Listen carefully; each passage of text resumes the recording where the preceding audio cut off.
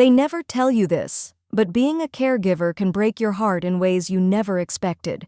You're doing everything out of love, yet somehow you feel guilty, exhausted, and silently grieving someone who's still here. If you've ever cared for a parent, partner, or anyone who depends on you, this video is for you. Today on Care Loves, we're talking about the two emotions most caregivers hide, guilt and grief, and how to heal without losing yourself. Because even the strongest caregivers need care too. If you've ever felt like you're not doing enough, or like your love isn't enough, stay with me. This might change how you see yourself forever. Guilt is that heavy feeling you carry when you lie awake thinking, "Am I doing enough?" Maybe you feel guilty for needing rest, for losing patience, or for wishing for your old life back. But guilt doesn't mean you're failing, it means you care deeply. You feel it because your heart is invested. The biggest lie caregivers believe is that being perfect will make everything better. It won't. Guilt feeds on shoulds. I should have done more, I should be stronger, but those thoughts only trap you in shame. You don't need to be perfect, you need to be present.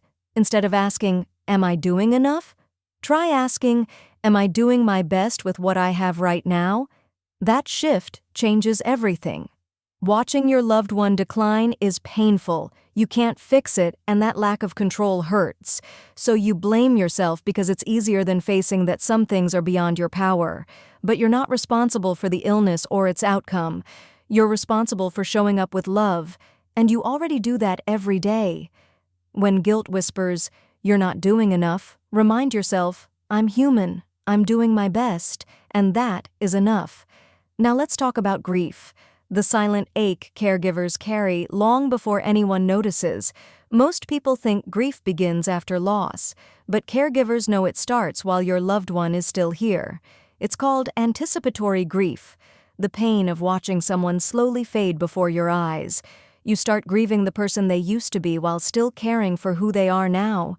Maybe you miss the laughter or the conversations you once shared. Maybe your parent no longer remembers your name, or your spouse no longer remembers your love story. These are emotional losses, even if no one acknowledges them. Grief in caregiving isn't always about death, it's about the slow erosion of what used to be. And when people don't see that pain, it can make you feel invisible. But it's okay to grieve. It's okay to miss the old version of your loved one while caring for who they are today. Saying how you feel helps heal what's unspoken. Try naming it. "I'm sad Dad doesn't remember me. I'm angry this is happening." Speaking it doesn't make you weak. It makes you free. Create space for yourself, even if it's 10 quiet minutes to breathe, cry, or journal. That isn't selfish. It's survival. Caregivers who don't care for themselves burn out, and your loved one needs you well. Join caregiver support groups or online spaces where others truly get it. When you share your story, you'll realize you're not alone. Please, release the guilt for feeling joy. Laughing, resting, or taking time for yourself doesn't mean you love your loved one less. It means you're still human, still alive, and that's something to celebrate. If things feel too heavy, talk to a counselor who understands caregiver burnout. You don't have to carry this pain in silence. You live in two emotional worlds, one filled with love and the other with loss. Healing begins when you stop judging yourself for feeling both gratitude and grief. You are not weak for crying. You are not selfish for resting. You are human, and you are doing something profoundly beautiful. So pause, breathe, and place your hand over your heart. Say it with me. "I am enough. I am doing my best, and I deserve care too." You can't control the storm, but you can stand in the rain without losing yourself. If this touched your heart, share it with another caregiver who needs these words today.